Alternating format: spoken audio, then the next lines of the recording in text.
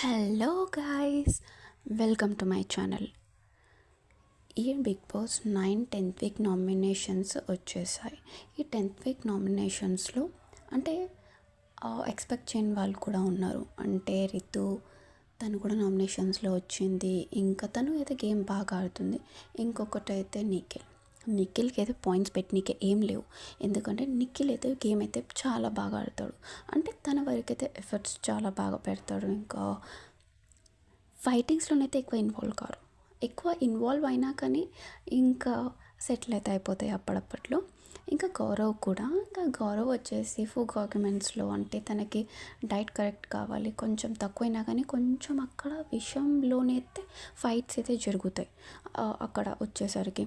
ఇంకా అయితే ఈసారి అయితే నామినేషన్స్ చాలా డిఫరెంట్గా ఉంటాయి. అంటే ముందైతే నామినేషన్స్ చాలా టైం పట్టేది వాళ్ళు ఒక్కొక్కరు అయ్యే వరకు. బట్ ఈసారి అయితే ఏంటంటే 5 minutesలో అయిపోవాలి అలా వచ్చింది. సో ఒక్కొక్కళ్ళు ఇక వాళ్ళకి 5 minutesలోనే అయిపోయింది అంతా. ఇంకా ఓటింగ్స్ కూడా అంటే మీకు నచ్చిన వాళ్ళకి మీరు ఓట్ చేసుకోండి.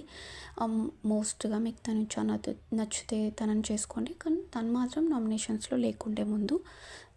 బట్ దివ్య కూడా ఉంది. ఇప్పుడైతే దివ్య ఉంది, ముందు లేకుండే. సో తనుజన్ అయితే లేదు.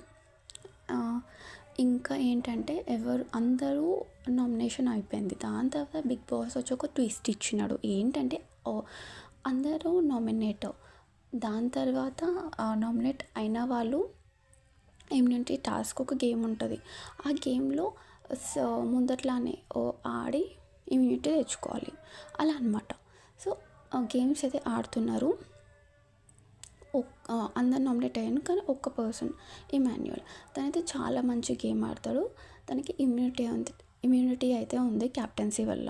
తనైతే క్యాప్టెన్ కదా ఈ వీక్, అందుకు. దాని తర్వాత మిగతా వాళ్ళు ఎవరైతే నామినేషన్స్లో ఉన్నారో వాళ్ళైతే గేమ్ ఆడాలి. దాని తర్వాత ఇమ్యూనిటీ వస్తే వాళ్ళు యూజ్ చేసుకోవచ్చు అట్లా అనమాట. వాళ్ళ గేమ్ పైన డిపెండ్ అయ్యి ఉంటుంది. గాయస్ మీరు చెప్పండి, మీకు ఎవరు ఇష్టం, ఏ ఫేవరెట్ కంటెస్టెంట్ మీకు ఇష్టం, మీరు ఎవరికైతే ఓట్స్ ఇస్తారో చెప్పండి. ఎవరికైతే ఇష్టమో కమెంట్స్లో పెట్టండి guys. Please subscribe to my channel. Bye, see yeah.